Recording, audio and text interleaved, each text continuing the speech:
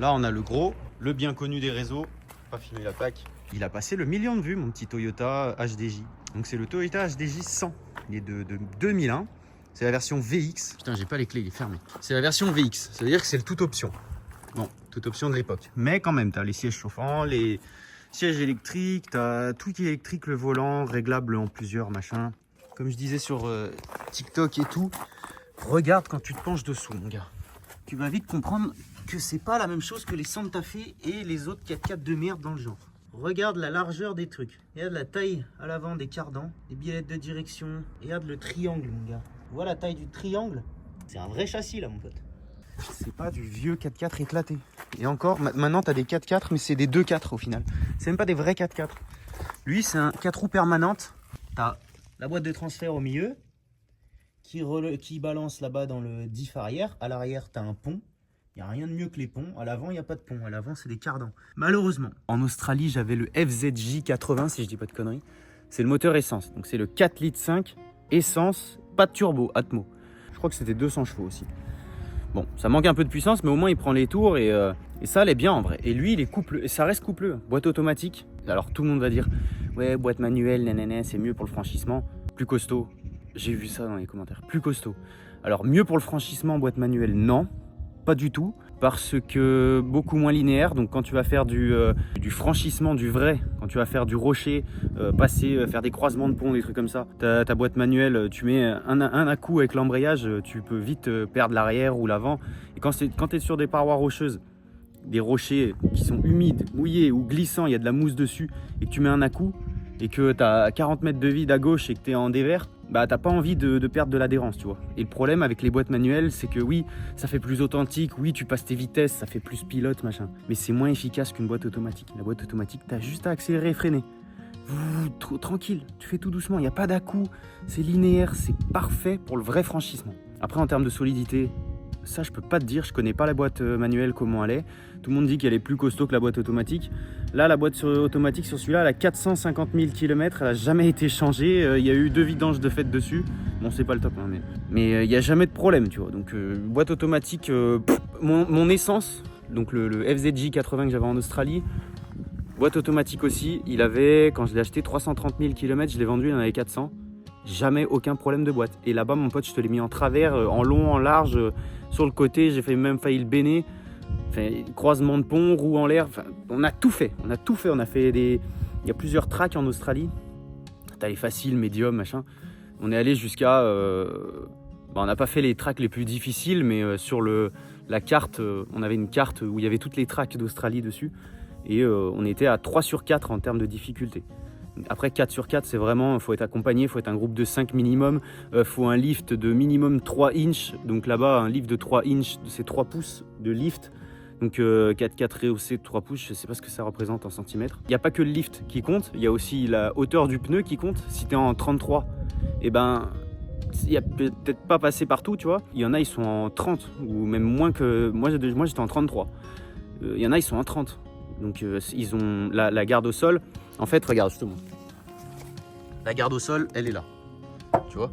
Donc si tu liftes la caisse, si tu mets une rehausse sur ta caisse, là tu vas avoir une garde au sol plus haute. Donc en dessous, tu vas moins toucher. Mais si tu n'as pas un pneu assez haut, regarde quand tu as des ponts. Tu vois ton pont, ça c'est un pont rigide qui traverse la voiture. Quand tu as un pont rigide qui traverse comme ça, si tu n'as pas des pneus assez hauts, et ben, tu as ton différentiel arrière qui va toucher. Donc tu es obligé d'avoir des pneus plus hauts. En gros, le seul moyen de rehausser ton pont à l'arrière, ça va être d'avoir des roues plus hautes. Donc là, c'est du 33 pouces, 35 pouces, tu vas être là.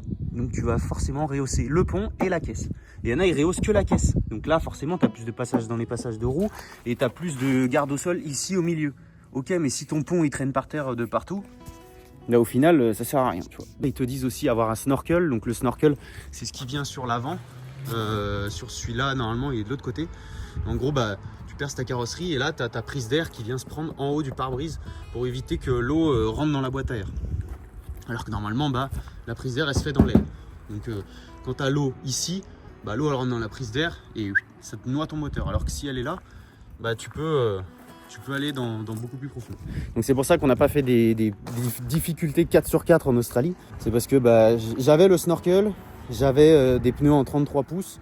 J'avais 2 inches, donc 2 pouces de lift. Il était assez haut. En plus, j'avais des bons pneus. J'avais les Maxxis Bighorn al dente. Mon pote avait à l'époque un Ute. Ils appellent ça un Ute là-bas. C'est un pick-up. C'était un Isuzu D-Max. Il a pété sa boîte à vitesse. Il s'est tanké à la plage et il a pété sa boîte à vitesse. Et c'était une boîte manuelle. Putain.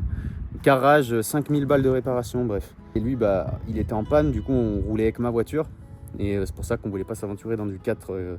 Là, c'est vraiment des tracks professionnels. 4 sur 4 de difficulté. C'est le plus difficile, quoi. On n'avait pas non plus de treuil.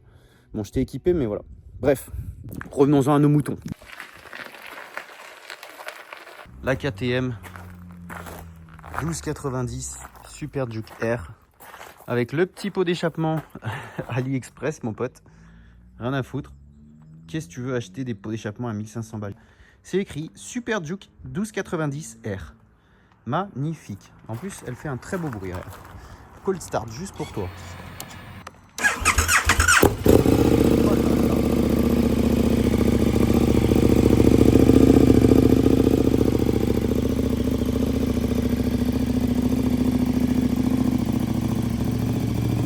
Qu'est-ce qu'il y a eu de rajouter là-dessus? Alors, il faut savoir que de base, c'est une moto qui est neuve. Je l'ai trouvée sur le Bon Coin. Elle était neuve et il y avait 3500 € de réduction sur son prix. Donc forcément, je l'ai acheté. Ah, ça c'est la concu dans le rétro. Bref, j'ai mis le support plaque court. Parce que de base, tu as un support, c'est une barre de traction. J'ai rajouté un petit support téléphone de merde. Qu'est-ce que j'ai mis d'autre? Les barres SW Motec, donc les crash bars, je trouve qu'elles se marient bien. Alors en fait, quand tu l'as en 3/4 face, comme ça, tu vois, elles se voient pas trop les barres. Ça va, ça choque pas. Par contre, j'avoue que quand tu la vois de l'arrière, ça fait un peu moto-école. Regarde, tu vois là, ça fait un peu moto-école. Mais bon, je préfère avoir ça que me toncher et défoncer toute la moto. Au moins là, ça protège bien tout. J'ai mis les barres SW Motec, j'ai mis la bulle avant en simili carbone de merde, qui n'est pas du carbone parce que je l'ai pris sur AliExpress. Le pot, c'est de l'AliExpress aussi. Pour un bout d'acier, encore, je crois que c'est du titane, mais bon, c'est du titane de Chine. Faut pas s'attendre à une dinguerie. Mais il n'y a pas de vibration, il n'y a pas de problème, il n'y a pas de fuite de laine tu sais, quand tu as des pots de merde, souvent tu as la laine qui sort. Bref, là ça va. Qu'est-ce que j'ai mis dessus? Bah pas grand chose au final, hein. Franchement elle est assez d'origine. Les pneus, je suis en S23, je vais pas tarder à les changer. Je vais partir sur du Mitas, je pense. Ils sont bien notés les Mitas, ils sont pas trop chers, je vais les tester. Et à l'arrière mon pote, on a un 200, c'est du 200 mon gars. Regarde un peu. C'est bien large. Sur le Street Fighter, c'est du 200 mais c'est du 60 de haut. Là c'est du 55. Donc Street Fighter, le pneu est plus haut. Donc ouais, plus chaud à emmener sur les flancs sur le street. 180 chevaux, 180 kg, 140 Nm de couple, donc 14 mètres kg. On a du phare LED, enfin bref. Hein. C'est une moto que j'ai achetée en 2024. Donc elle est neuve. En gros, tu as ton interface KTM comme ça. Les kilomètres, donc ça c'est l'autonomie. Oui, l'autonomie. Température extérieure, température d'huile. Tu peux la connecter à ton téléphone. Quand tu vas dans les menus, tu vois, tu as... Donc ça c'est tes tripes, ta consommation, nanana. La pression des pneus, il faut qu'elle soit démarrée. Les informations générales, donc elle a 7000 km. Ça, performance. Tu peux régler la réponse de l'accélérateur. Track, sport, street. Donc street c'est le plus tranquille. Sport c'est réactif. Et track c'est ultra réactif. Genre à peine t'accélères, ça part direct. Mode anti-wheeling, il est désactivé. T'as le contrôle de départ, donc ça c'est launch control. Je m'amuse pas à faire des launch control, j'en ai rien à foutre. Et ensuite, ben, tu peux choisir donc MTC, MSR, ça c'est traction control, donc patinage de la roue arrière. Le mode d'ABS, donc le freinage. Moi je suis en road. Super moto, ça va te permettre de pouvoir faire de la glisse. Moi je n'en fais pas. Le shifter up and down, oui. Là je suis en mode performance, mais si tu quittes le mode performance, donc tu quittes ton mode performance et après tu peux choisir. Donc soit pluie, street, donc la rue, sport, performance, track. Track, il y a tout qui est déconnecté. Moi je roule en performance et ça te permet de faire tes petits réglages comme tu la veux. Voilà, comme ça exactement. Les boutons pour le traction control en bas à gauche, hop hop hop, plus tu descends et moins il y a de traction control, donc l'anti-patinage, plus elle va avoir tendance à ouvrir en grand quand tu es sur l'angle. T'as le régulateur de vitesse, on s'en tape parce qu'on fait pas d'autoroute. Le klaxon. Bref.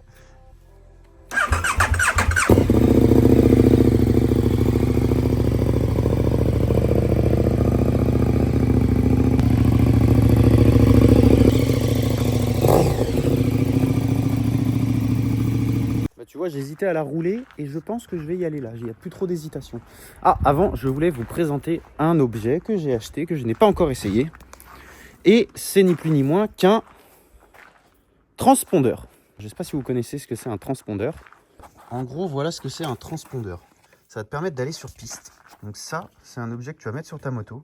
Ça, c'est le lecteur du transpondeur. Donc en fait, un transpondeur, ça va te permettre de calculer ton temps autour sur piste. Tu vas faire un tour de piste et ça te calcule combien de temps tu as mis pour faire un tour. Ça te calcule aussi ta vitesse moyenne, ta vitesse max, ton meilleur temps. Et ça te calcule ça enregistre jusqu'à 50 tours. Je sais plus exactement combien de tours. Ça, tu le mets sur le bord de la piste. Donc c'est le lecteur. Donc tu vas le mettre comme ça. En direction de la route, perpendiculaire à la piste, tu vas le poser sur un rebord. Et en gros, ça, tu vas venir y monter sur ta moto. Donc ça, ton temps, c'est soit tu le mets au guidon, et lui, là, le petit truc, tu vas le foutre à l'arrière. Et lui, le lecteur, il faudrait le mettre, l'idéal, sur le côté. Donc il faudrait le foutre comme ça, tu vois. Comme ça, au moins, quand tu passes devant le lecteur, il va calculer ton temps. En gros, tu mets ton petit machin comme ça, et lui, c'est soit tu le caches sous la selle arrière si t'as pas envie de voir ton temps. C'est vrai que regarder son temps, c'est pas ouf. Mieux vaut être concentré sur la piste que être là à regarder son chrono, à se dire putain, je fais 2 secondes de moins, c'est comme ça que tu te mets au tas. Ou alors, soit ça, tu le fous au compteur tout simplement, comme ça tu vois ton temps en temps réel. Voilà ce qu'est un transpondeur, ça coûte que dalle. J'ai acheté sur Amazon, je sais plus combien je l'ai payé, 20 ou 30 balles. Quand tu vas sur piste, t'es bien content de savoir les temps que tu fais parce que bien souvent les teams, il n'y a pas toujours des transpondeurs. D'ailleurs, ils ont arrêté d'en donner. Avant, tu pouvais aller voir ton temps. Quand tu t'inscrivais à une session piste. Maintenant, ils arrêtent de te donner les temps parce qu'il y a tout le monde qui se met au tas, en fait. Tout le monde essaye de faire un meilleur temps et tout le monde se fout au tas. Donc, il n'y a plus beaucoup de teams qui donnent leur temps, qui donnent les temps que les gens font. Voilà pour la petite anecdote. Maintenant, on va aller la rouler, même si le sol n'est pas tout à fait sec. C'est pas grave. On va aller la tordre un peu parce que ça fait un petit moment. J'espère que cette petite vidéo vous aura plu. Pensez à vous abonner à la chaîne si vous avez kiffé. Moi, je vais vous sortir d'autres vidéos très bientôt en moto. En plus, les beaux jours arrivent et qui dit beau jour dit piste. Bien sûr, ça va aller tartiner de la piste. Abonnez-vous, likez la vidéo si vous avez des questions, c'est en commentaire. Et on se voit dans la prochaine. Ciao.